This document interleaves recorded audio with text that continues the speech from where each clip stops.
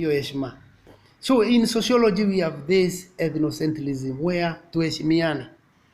You know, ethnocentrism is not respecting other people because it's the practice of judging others' culture by standards of one's own culture. There's also xenocentrism, that is considering other people's cultures as superior to one's own. You underrate yourself. You have heard of xenophobia. We have xenocentrism, where you consider others' culture as superior to your own. So you start killing them out of inferiority complex, beating them, because you have xenocentrism, foreign fear. It is like foreign phobia. Okay, you fear those people who come, wanakuja kunyakua biashara zetu, sisi watu wa nchi nzuri ya mpakani. Hapana, hakuna unyakuzi bwana. Hakuna mtu ananyang'anya mwingine kitu jamani.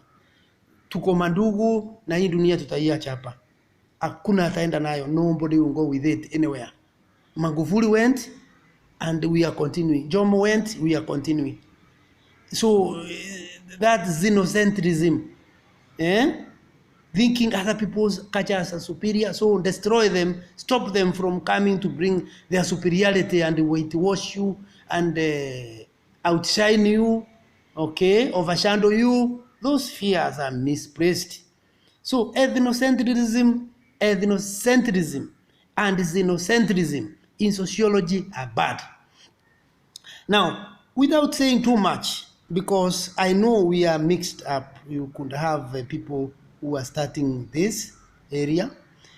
So we may not shy off to remind you, for those who know and those who don't know, about social institutions. That is the family, you remember. And within the family, we have all these membership, residence, authority. The second social institution, of course, I've not talked of decent, is education, where the basic purpose is transmit knowledge. Of course, education is losing its intellectual, base, because you are seeing how people don't want to work very hard to read a lot. They want to read little. That's dangerous, because we need to build a huge theory base in our systems, in our brains, so that we can challenge the present with a very broad theory and practicalize it in the course of all that. And the functions of education is intellectuality, political, socio-economic, technical, social functions, human functions, cultural functions. That is education. This number 3 social institution is religion. And its characteristics is belief in a deity, doctrine of salvation, code of conduct, religious rituals. Okay? And the elements of religion include sacred and profane, legitimation of norms, rituals, religious community. Okay? There's also church. It tends to be large with inclusive membership. There's also sect, which is a small exclusive membership with high tension with the society. Okay? It has tension because sects normally work in a manner that is not usual. But the worst of all is not sect. It is the cults. They are more innovative institutions and are formed when people create new religious beliefs and practices. Sometimes cults can be dangerous and deadly to society. This is the fourth institution, social institution, that's economic. You have divisions. Say microeconomics, concerned with the specific economic parts and the relationships between those parts. There is also macroeconomics within the economic institutions in society. That is, economy as a whole, or large segment of it, is macroeconomics for the nation. Like the other time I was talking about Kenya's GDP, which was 23 billion US dollars in 2002 in December, when President Mwai Kibaki was getting sworn. It was $23 billion. It has moved up to today around $99 billion. And as Kibaki left it, it was over $60 billion. So he had moved it almost 3 times the way he found it. It is still growing with all the debts. All that is macro. When we start discussing where the country is with all these debts, we are talking about macroeconomics.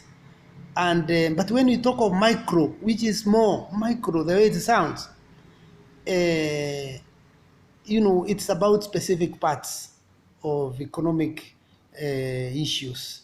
Now, there is also basic economic problems that may include what goods and services to produce and how much.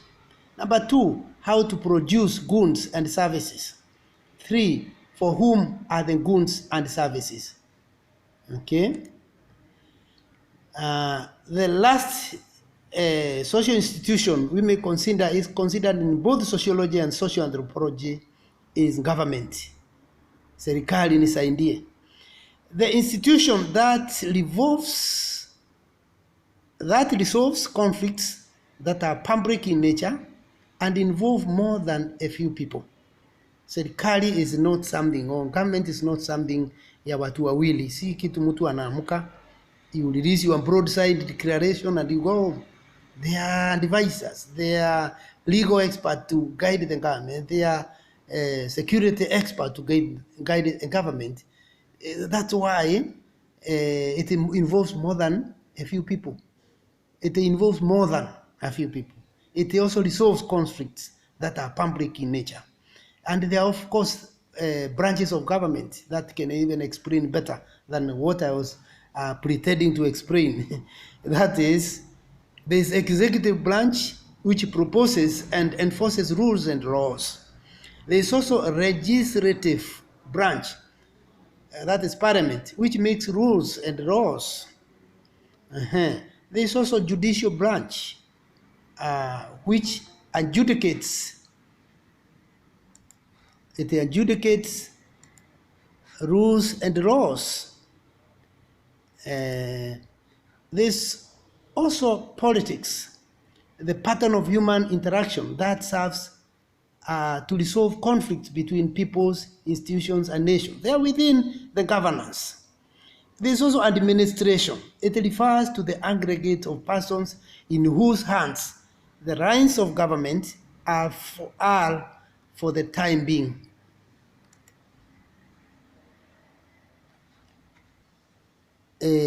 I think that is the far the creep goes. That is just a summary for now, and unless we comment before we move to something else, we'll first stop there.